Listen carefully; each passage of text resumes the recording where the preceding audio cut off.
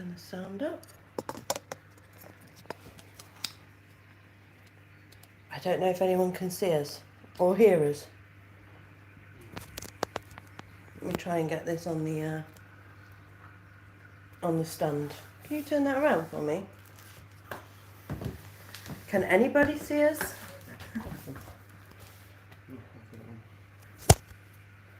Huh. What are we doing wrong then?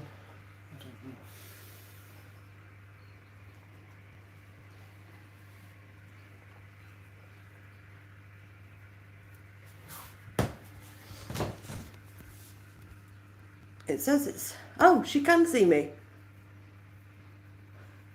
Justine can see us at Fairfolk.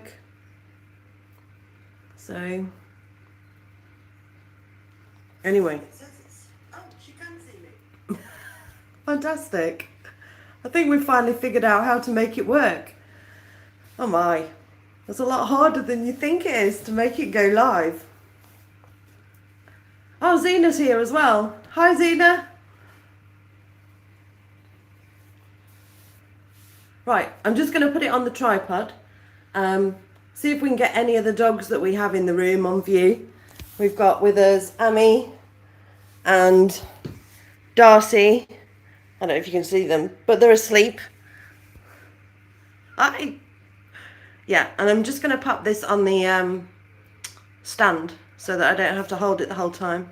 And we'll take some questions. I've got another phone so that I can actually read what the questions are going to be. Thank you. Fantastic. Yeah, she is huge. She's grown so much in the last couple of weeks. She's eating us out of house and home, that's why. She's growing like a weed. It's fantastic. Can you turn, I think we're going to have to turn the little stand around so that we can, that's it, yeah. Pop that on there. Apparently, if I tip the phone the other way, it doesn't work. Oh, it doesn't. Let me try it, and if we lose everybody. See? Yeah, it doesn't work the other way. That's fine. I'll go and sit with the dogs, she says. Okay, I think we're good. Have I got a drink somewhere? Let me get my drink. Amy, come in. Darcy, come. Yeah, good. Up. Amy's like, hang on, am I allowed on the sofa? We are allowed on the sofa. Oh, okay. I'm probably wearing most of that Coke now. Let's do this. Right, let's, that got Silver's attention. So that's Amy's sister. Fantastic. Come on, Amy. Go sit down, sweetheart. I think Dad's going to bugger off, hopefully. There we go. They'll probably come and sit with us now. Right then. Oh no. Dad's taken the dogs with him. It's always a good start, isn't it? Okay. Let's have a look. So I got a few questions in the feed, in the comment section of some of the other videos. I'm going to start with them because I get asked it quite a lot, and I haven't really got a video that I've made that talks about it, so I thought we'd start with that one because we've got sort of, I think I've only got 40 minutes or something on live. I think that's just a set fixed time. So the question that I get asked the most in the comments is, can I train them? Are they trainable? Can you train a wolf dog? Which always surprises me that we get asked that today, but it shouldn't surprise me, because I think when I think back to when I first entered wolf dog scenes, sort of circa mid-2000s, sort of 2004, 2005, when I kind of entered that arena and was looking at looking at dogs and even discovered that wolf dogs existed, that was actually a thing. And I think I probably thought the same thing. So, you know, I'm shocked by the question, but at the same time, I shouldn't be, should I? Because obviously it is a fairly reasonable question to ask. Can you train a wolf dog? And obviously the answer is yes. You can train them to do lots of things, but I wouldn't say that any of them particularly, even those that are more of the working type variety, are working in the sense that, you know, that we're not in competition with things like a Belgian Malinois, or even, you know, a working line German Shepherd, or a gun dog pointer, or a retriever for retrieving. They've got no specialist kind of what we would consider genetic kind of trainability, if that makes sense, for any specific job, rather than having trainability, because that's unfair, isn't it? Right, come on girls, come and sit down. I'm going to just shut this door and get these girls to sit down.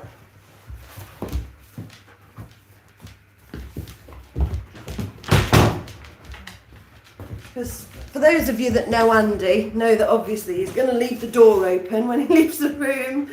Cheers, Darcy.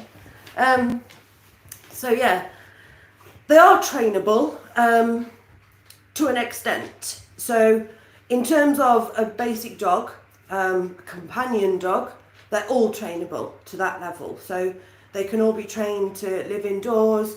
They can all be trained to not jump on your furniture. Well, they can. They can all be trained to live happily in your home. They can all be toilet trained. They can all be basic tricks and basic obedience trained. But they can't really function at that high level of obedience. On the whole, okay, there are some exceptions that I've met. And obviously there are breeds, when I say breeds, breeder, the Czechoslovakian Vajkak, the Czechoslovakian wolf dog, that is trained to man trail, for trailing. So, you know, they're very good at that, but I wouldn't say that they were great working dogs in the all-round average sense. But who's that? Who we got there? Hello. Thanks for joining us. I'm going to have to get the other phone to see who that is because my eyesight's so bad. Let's have a look.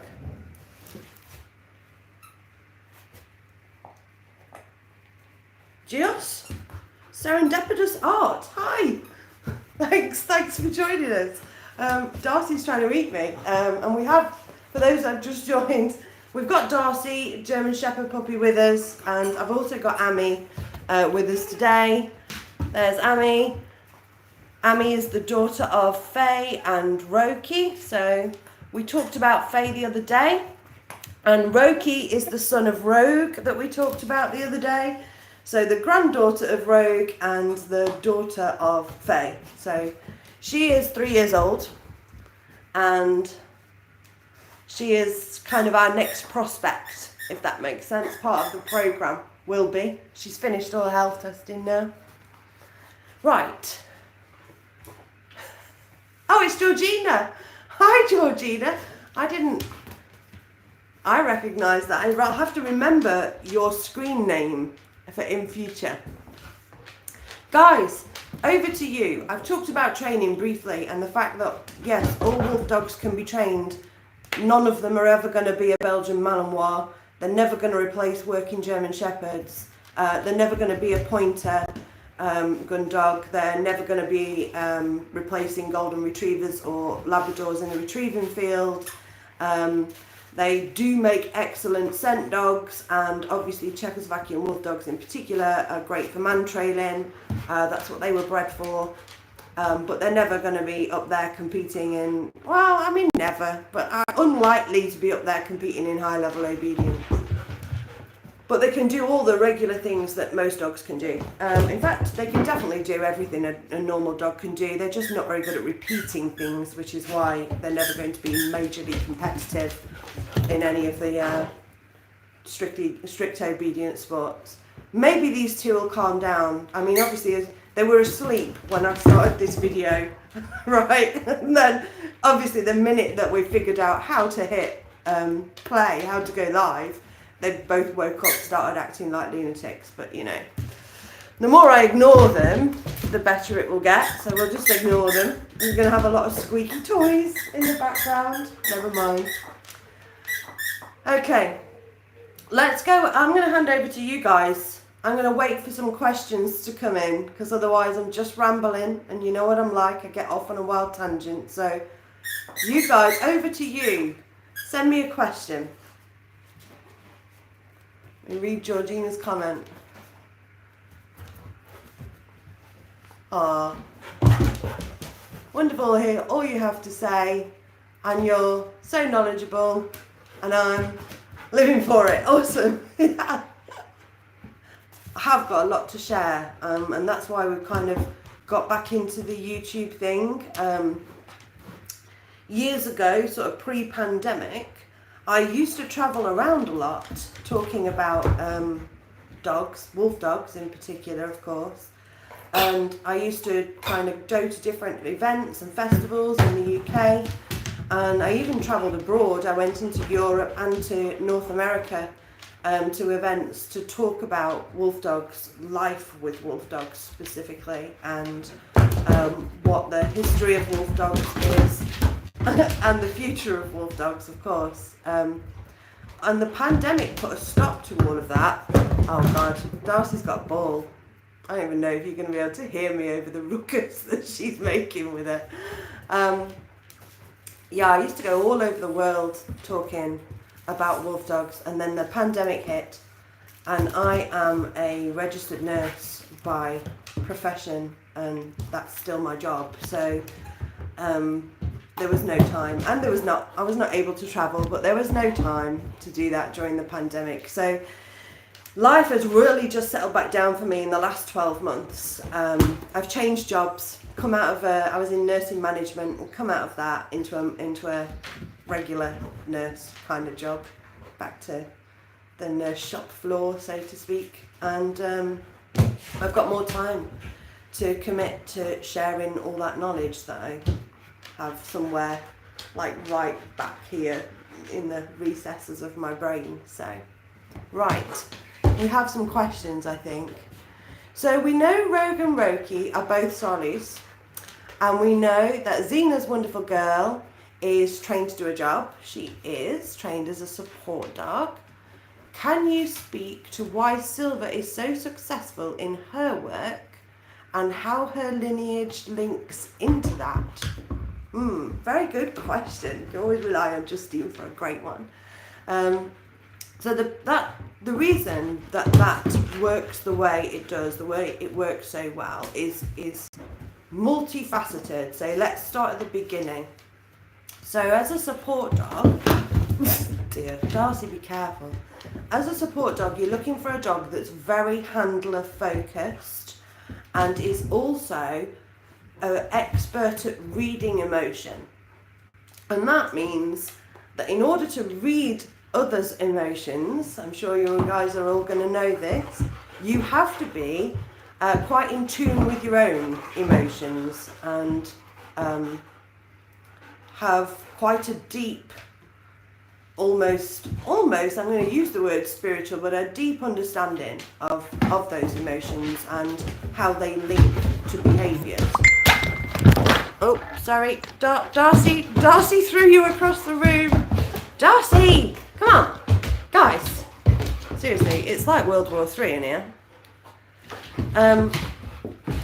So the reason that wolf dogs, and particularly that bloodline, could do that job so well is because Saw Loose, when they were originally created back in the early 1900s, so sort of circa 1930s to the 1950s, they were originally kind of selected for dogs that were very handler focused, because the aim, Darcy, sweetheart, was for them to become police dogs eventually.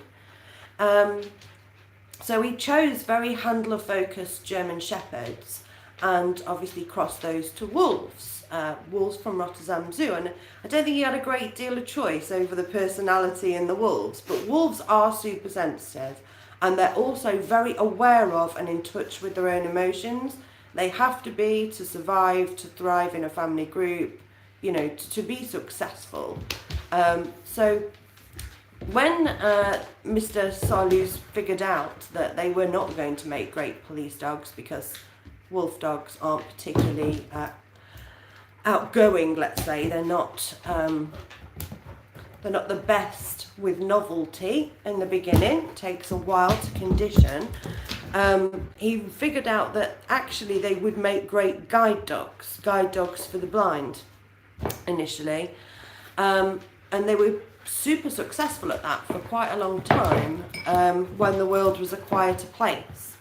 So circa sort of 1960s, 1970s, right up into the 80s, and I think there were still some records of them working in that role in the 90s, early 90s. Since then, they've just been a companion dog.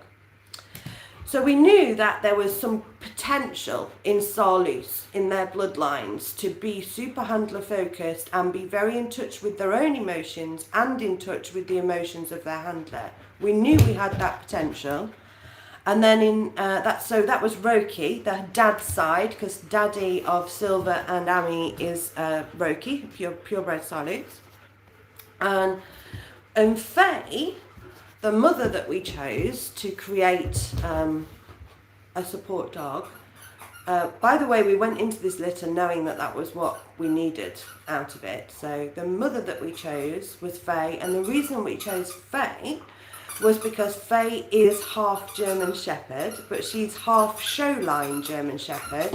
So again, she's slightly less drivey than the working Shepherd, but she's still very handler focused, tons of eye contact, and you need a lot of eye contact in a support dog because the dog needs to be able to read your emotions. So, and vice versa really. So they have to be really comfortable with eye contact, which most canines actually aren't. So the reason that we chose to take a puppy from that litter to work as support was because of those reasons. Dad was a purebred Salus, and we knew that there was the potential there to work in service from the origins of the breed.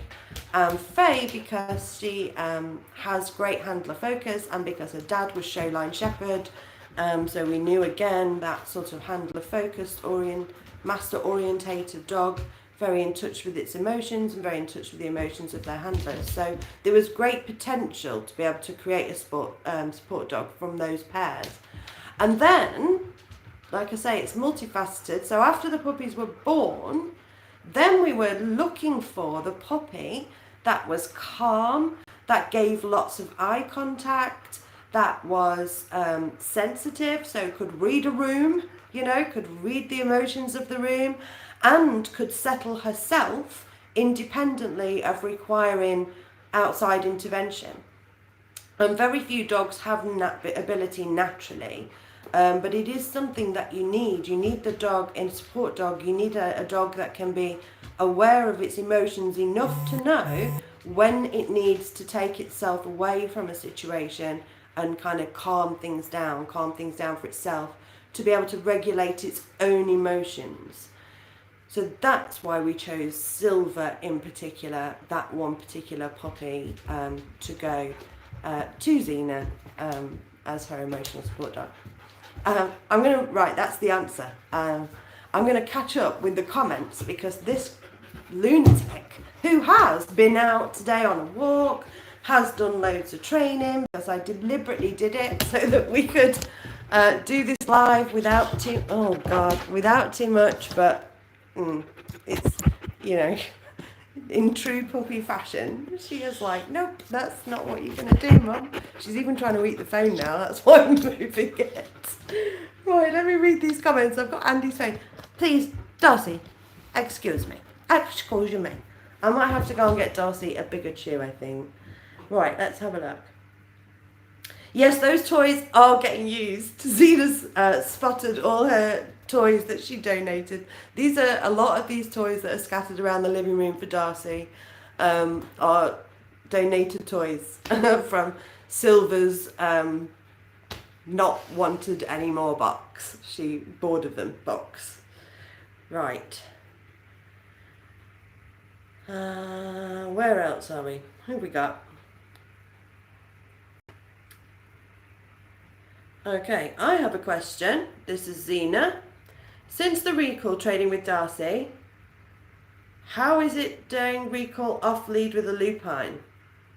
Okay, yeah, good question. So you're asking what's the difference between training recall for Darcy, who's a off standard German Shepherd, show line again, West German, and training a lupine dog recall.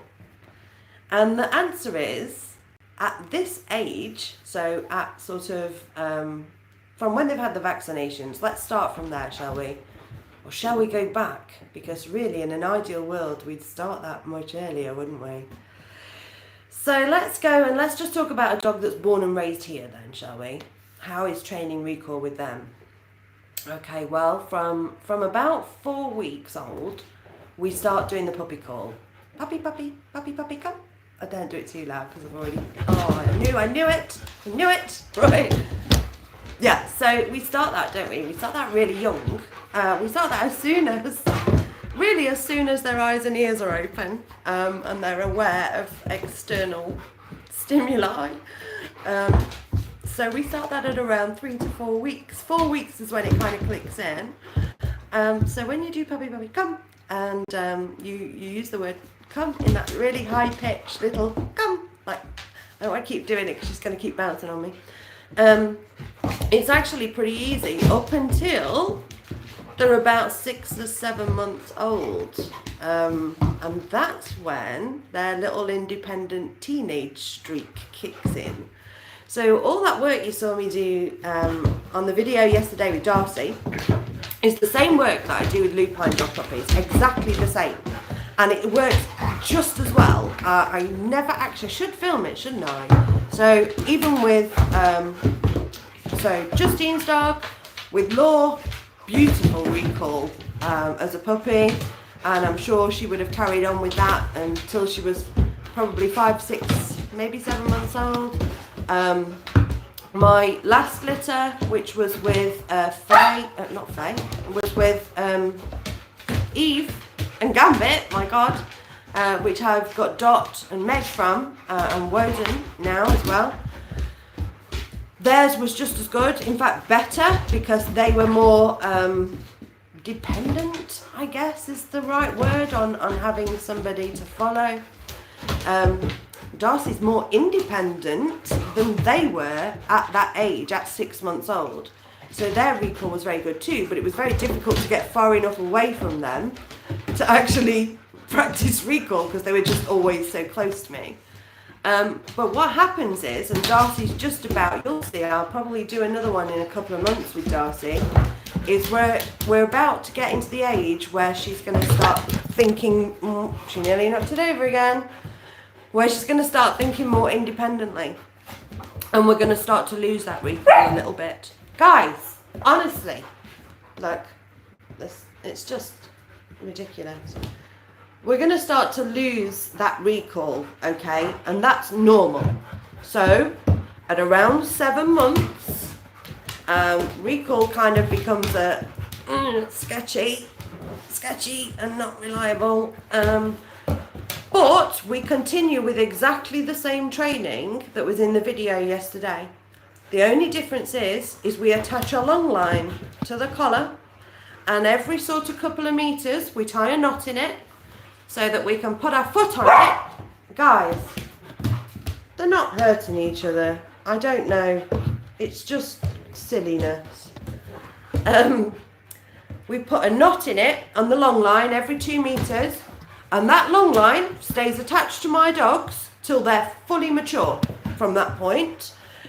So from 7 months old till 3 years, sometimes 4 years with some of them, that long line is always on, because I don't take any chances with recall, especially when you've got dogs that look like our dogs do. They're big, they're wolfish, and they are intimidating. And even if I knew their recall was perfect, like Rogue, who always had a good recall, still put that long line on it, and I still made sure I could stop anything that might potentially happen, her approaching any other dogs. Right, okay. I may have to go on referee, but yeah, I still kept that long line on her because it was more for other people to see that you, if your recall fails, you've got a way of controlling your dog. And so that the Joe public out there, other people, don't feel intimidated by our dogs. Because the worst thing that can happen to wolf dogs is that they get a reputation any worse than they've already got. And that happens by people being irresponsible, owners being irresponsible with them. Guys, right. Darcy may be having a nap, guys. Darcy may be having some enforced nap time. Come on, I haven't got time to settle you in a crate, okay? So you need to think about settling yourself. This is a real problem, by the way, with German Shepherds, not being able to self-settle. And it's also a problem with puppies that haven't been puppy culture raised, but hey, we can't have it all. Right. Phone, where's that other phone gone, Darcy? So I can actually read the questions. Because I think I answered the recall one. It's exactly the same, basically. It's exactly the same. You just caught her at a good age. She's about to lose all that. And that's normal. Right, where's that phone? There we go. Let's have a look. So,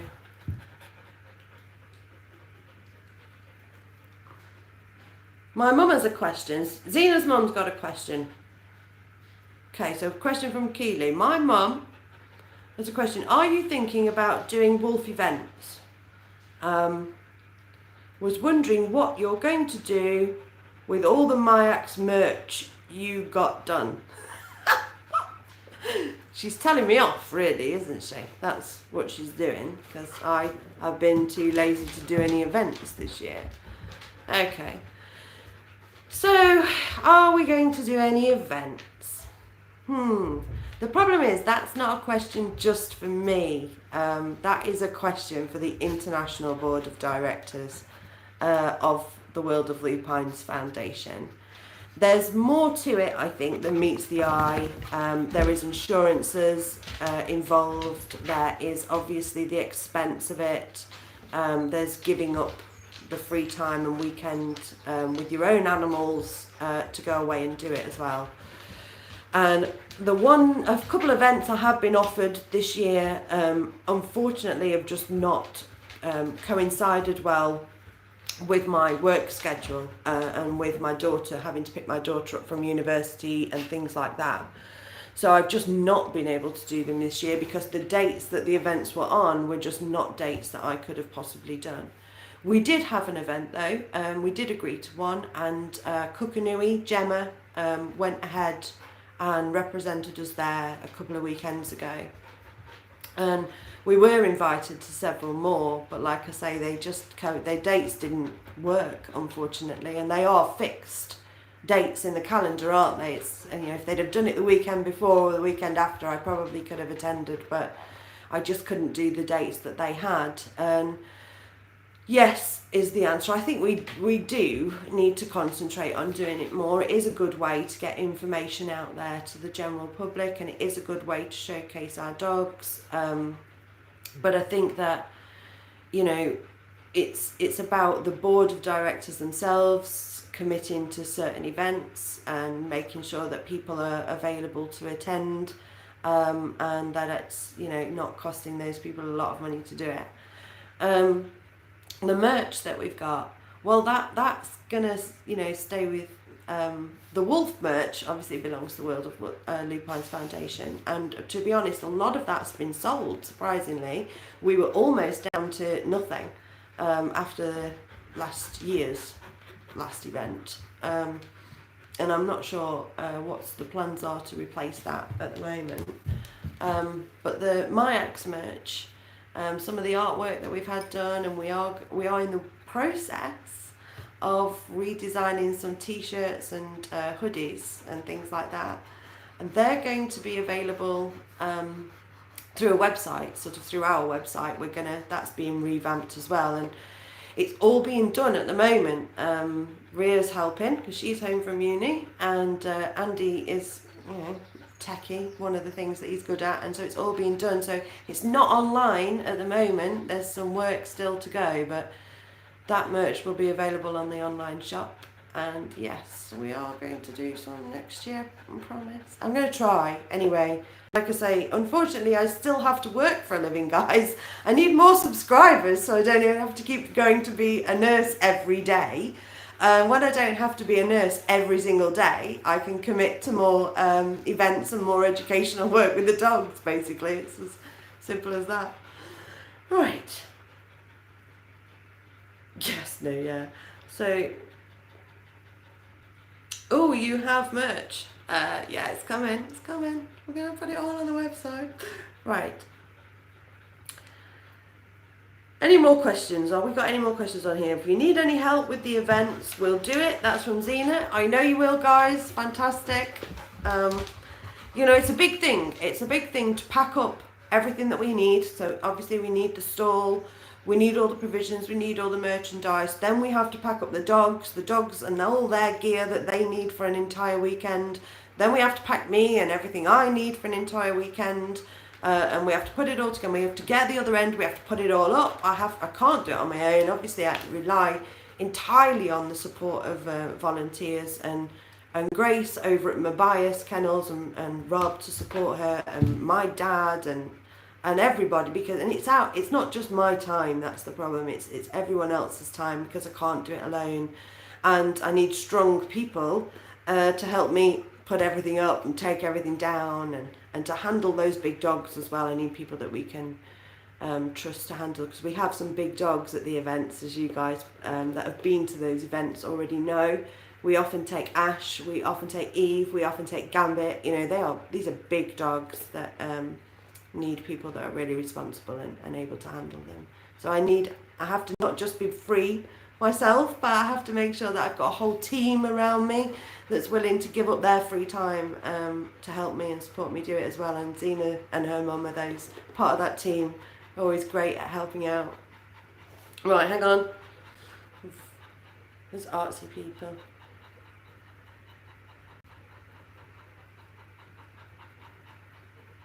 I need better eyesight, by the way, and Andy's phone's obviously got very small writing, so it's amazing you're a nurse. One more thing I can relate to, with my mum having been a nurse for most of my life, I can only but say I appreciate your contribution to the healthcare system. Thank you. Yeah, it's been a rough time recently to be a nurse. If somebody had have told me 20 years ago when I became a nurse that I was going to be working through a global pandemic and several epidemics, I probably might not have signed up, but hey, here we are. And I'm 20 years down the line, so I'm too long in the teeth to change now. What have we got?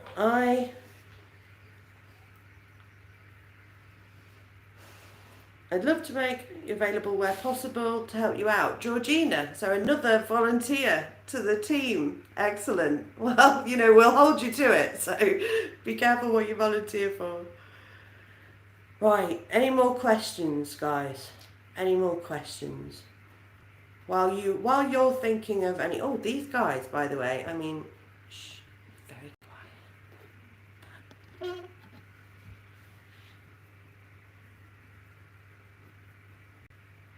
We may have achieved some level of calm.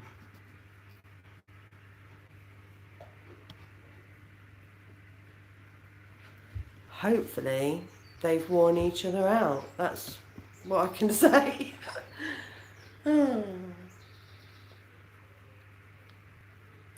Zena says, my mum books her holidays for most of the dog events, just in case you're going. Yeah, well, I try and book some holidays around it too, because if I don't, I'm too tired to go back to work on Monday morning. So I have to do the same. It is a big weekend, and they are pretty exhausting. And I love it. We love it when we're there, but it's just a huge commitment. I've got some questions in the chat. Have you, Justine? Fairfolk Kennel's got some questions in the chat. Which dog at MiyaX HQ is the funniest, most comedic? Who is the biggest goofball? Okay, well, yeah, let's see. I mean, because they're all pretty funny in their own ways sometimes. Who's the biggest goofball we've got at the moment? I'd say Woden. Woden's currently the biggest goofball that we've got at the moment. So Woden, bless him, son of Eve and Gambit, he is now 17 months old, around that, 17, 18, 19 perhaps, almost 19 months old, yeah, in that region basically, mid-teens in the months, and he's proper hit the teenage phase, and he's really tall, super tall. I can't believe how tall he's become actually. He's much taller now than his dad and his mum, and he's just got these really, really long, super gangly legs, a bit like a giraffe, and he's having a bit of trouble coordinating himself because his back legs are just fractionally longer at the moment than his front legs. He's gone that horrible teenager bum high, and he's like a giraffe on ice most of the time, trying to coordinate his incredibly long limbs. He's also got a bit more kind of Eve silly mentality. So he does a lot of goofball things, and he falls over his own legs a lot, but so does Meg actually. In one of the videos that I did a few weeks ago, I think we were, what were we doing? Grooming Meg or something like that. I'm trying to put them all back together. Meg fell over in that video, and that's classic Meg. She's falling over her silly long legs at the moment as well. So I think it would have to be the trio, probably. Woden, Meg, Dot. They're all going through that giraffe stage. They're all goofballs because they're teenagers, acting like terrible teens as well sometimes, and not very well coordinated. So making fools of themselves a lot of the time. And it's pretty funny. It's pretty funny to watch. Dot less. Dot's a little bit more chill, and Dot's a little bit more level-headed, let's say, than his brother and his sister. But yeah, they're the proper goofballs at the moment. Hilarious. Historically, let me try and get the questions back on my feed. Historically, the biggest goofball that we've ever had here at MiyaX Pack is no longer with us, sadly, but was Upsy. And Upsy is the father of Roki. So he's the grandfather of Silver, Zena's Silver, and Miami. And obviously the father of my Catherine, my Zaza. Upsy, oh my God, what a clown. That dog had mashed potato for brains, I'm telling you. He was the dumbest dog I've ever owned. But he was super sweet with it, like kind of Forrest Gump. The dumbest dog, but he was hilarious because he used to make silly noises. He didn't bark and he didn't howl. He just made noises. It was just hilarious. Got loads of old videos on my Facebook if you look through of Upsy being Upsy, which was hilarious. So he was the king of goofball, but since then the trio have taken over the goofball status. Okay, let's have a look. I wish I could make this text bigger. See if we've got any more questions. I think you missed one of Justine's about holidays. Did I?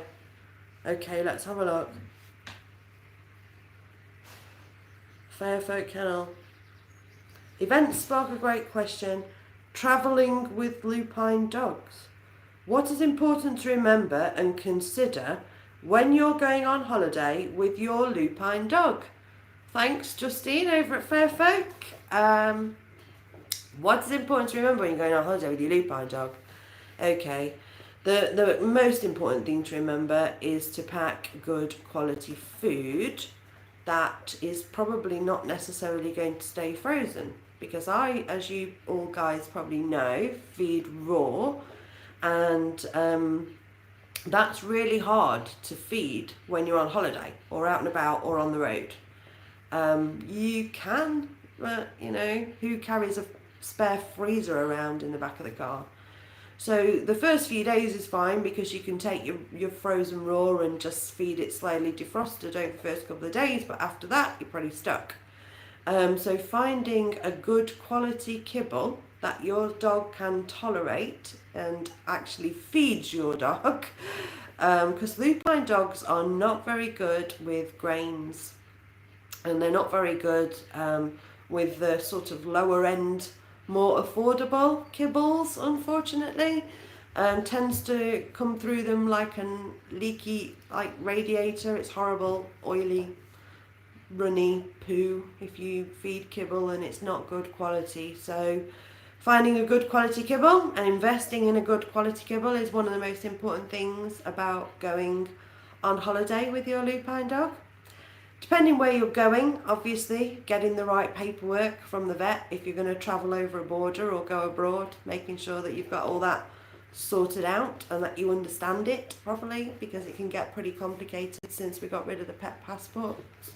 I do it. I'm sure you guys probably are aware that I've travelled into Europe a few times with the dogs, and it is quite a big thing. You have to make sure you go to the vets plenty of time before you're planning to travel.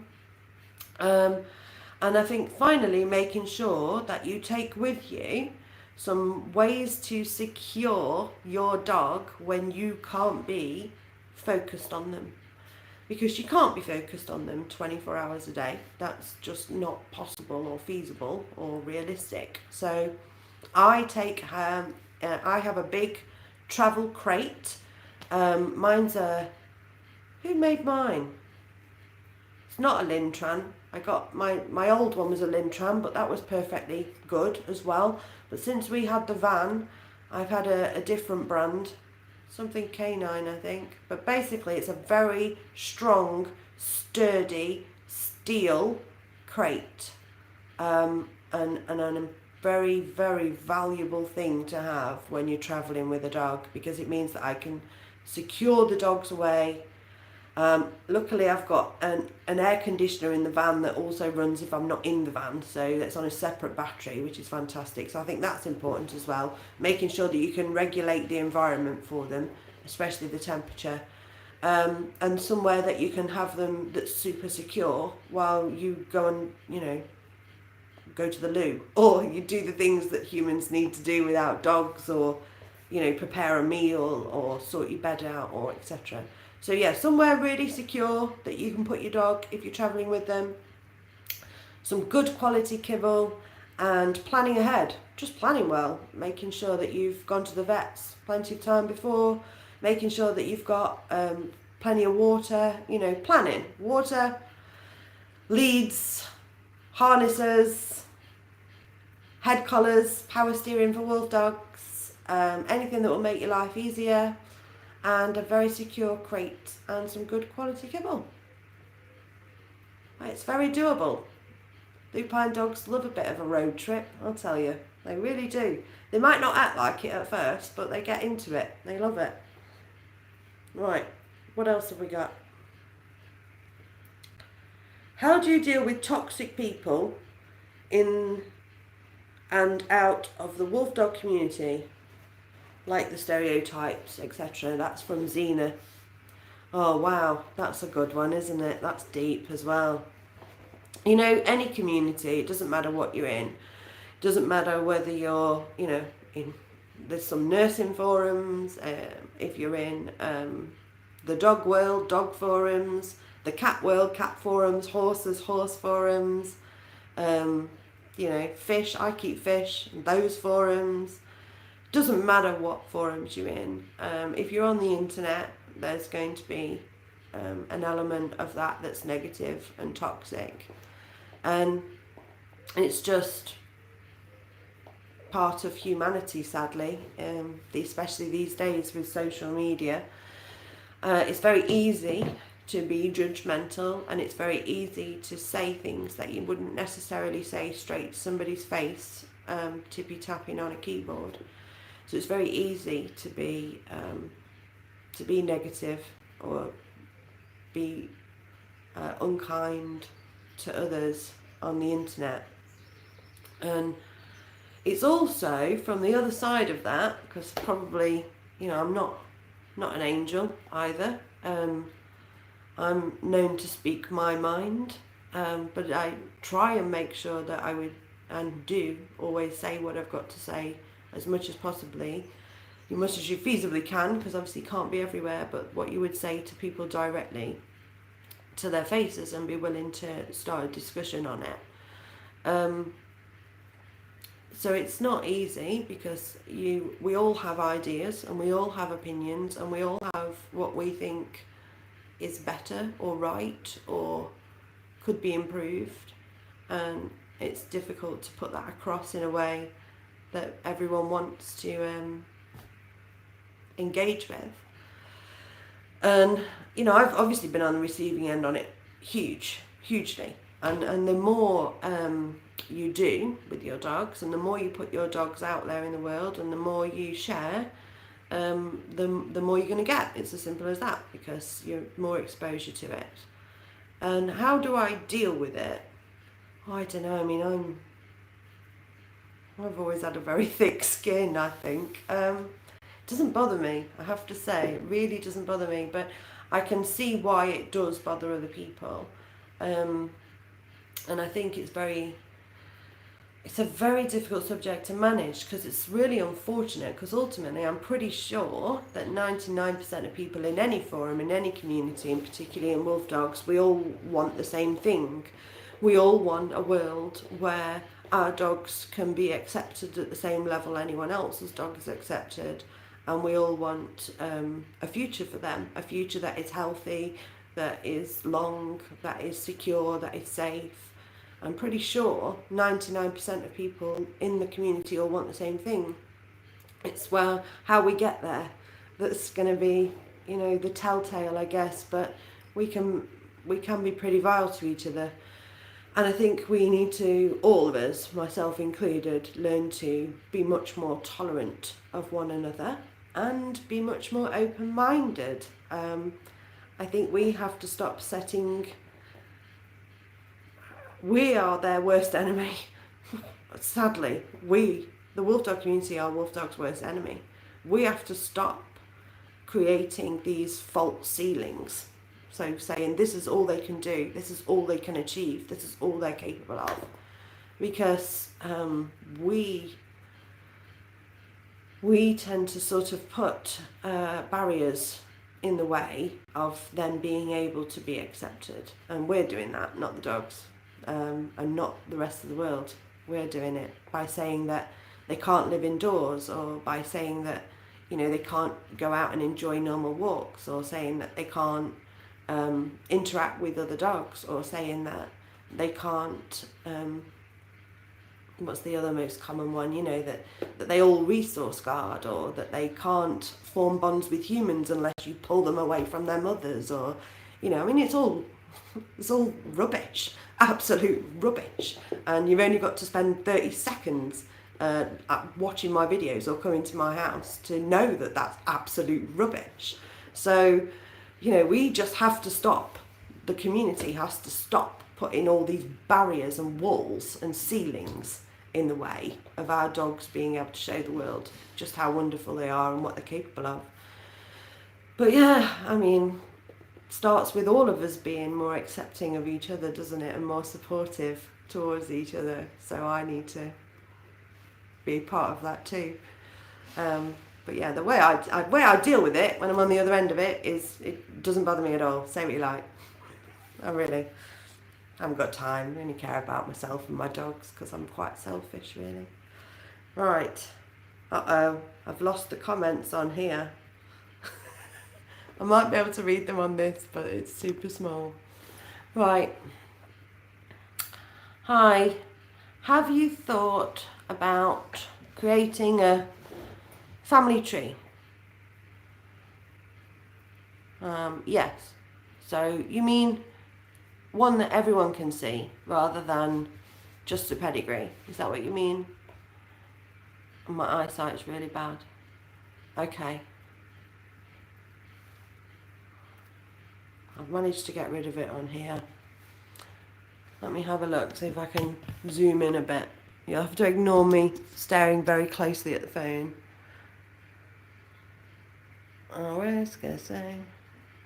Right, yeah. So, yeah, like an online kind of version that anyone can look at.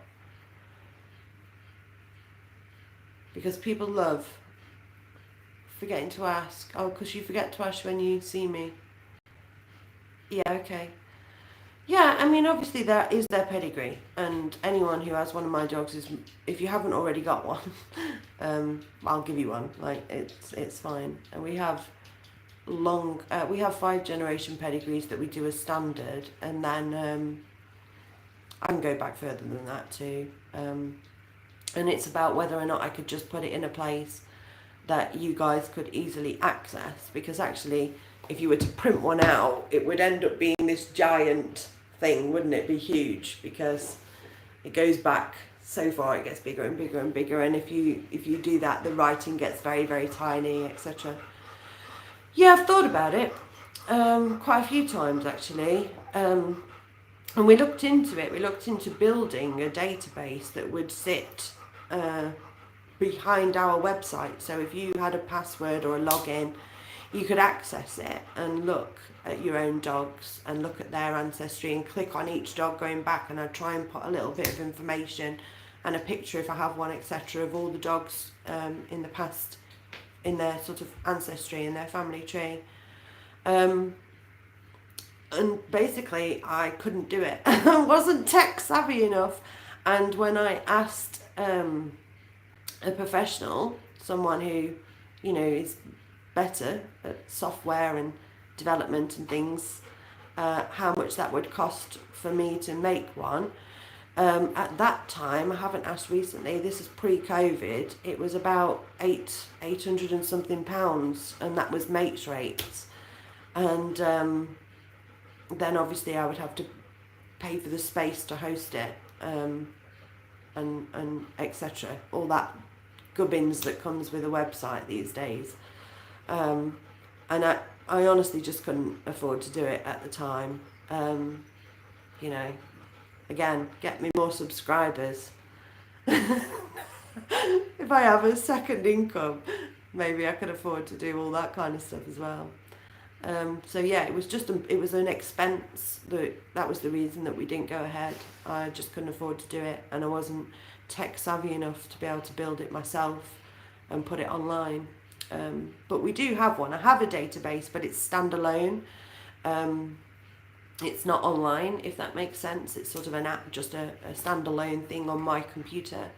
And the World of Lupines Foundation does have one that is online, but it is extremely complex. It's a breed club thing, and it keeps tons of information. So it's not something that you can kind of put out there publicly, because obviously the owners of the dogs and their addresses, and there's a lot of information, a lot of personal information associated with those dogs stored on there too, that would be not possible to ever put online anyway. But yeah, I've thought about it. I just can't afford to do it right now. So that would be another thing that I need to put on my to-do list for the future.